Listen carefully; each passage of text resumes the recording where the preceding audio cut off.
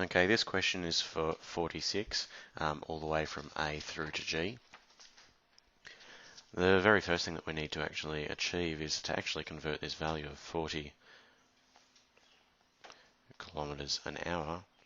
We need to actually convert that through to our meters a second. So we can actually go through and divide that by 3.6, and we end up with our meters a second value.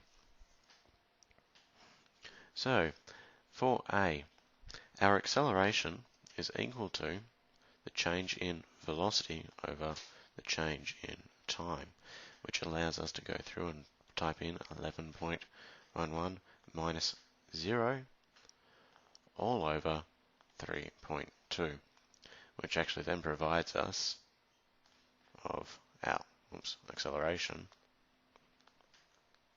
at 3.47 meters a second squared.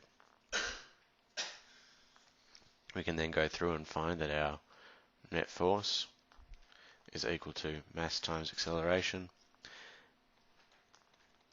and I'm going to actually estimate that weight. So I'm actually going to make that estimation, and actually might even say it's an estimate.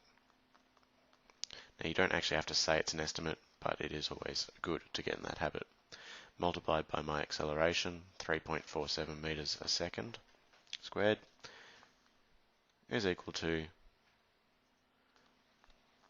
3,000 newtons. Or if we actually go through, we can actually go 3 times 10 to the 3 newtons. I'm just going to change colour to make it a little bit easier. B. So it says at terminal velocity, air resistance is equal to weight. So at terminal velocity, air resistance is equal to weight.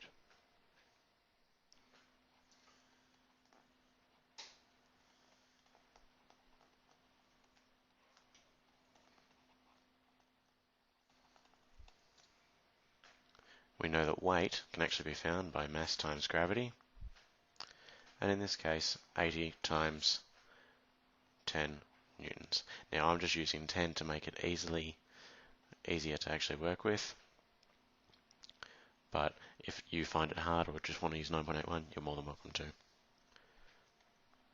Which is equal to 8 times 10 to the 2 newtons. Again, 80 times 10 is 800, or 8 times 10 to the newton. Okay, for C, we can actually go that momentum is equal to mass times velocity. We know that our mass is 80 kilograms. Again, these are estimates multiplied by 10 meters a second,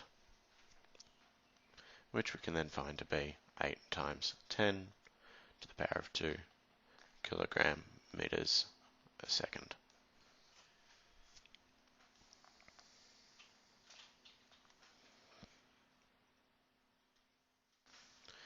We'll move on with D.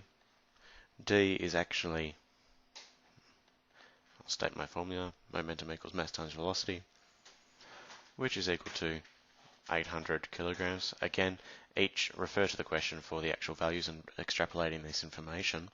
800 kilograms times 60 kilometers an hour, which when we convert it, we end up with 800 kilograms multiplied by 16.7 meters a second, which then ends up being 1 times 10 to the 4 kilogram meters a second, which is about 10,000.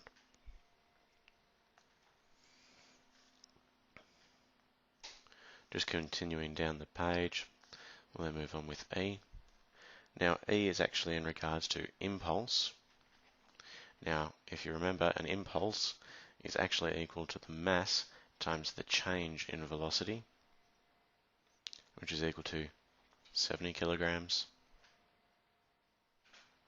multiplied by 8 meters a second, which is equal to 600 Newton seconds. Remember, impulse is measured in Newton seconds.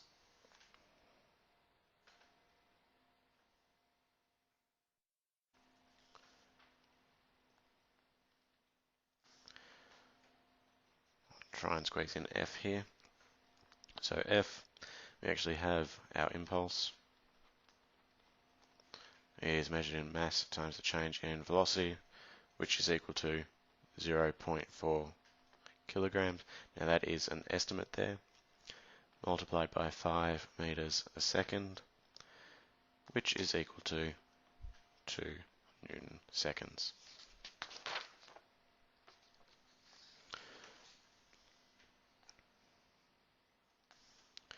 Finally, for G, what we actually have is the change in momentum is equal to mass times the change in velocity, which is equal to 0.2 kilograms multiplied by 50 meters a second, which is equal to 10 kilogram meters a second. That is how you actually solve A to G of question 46.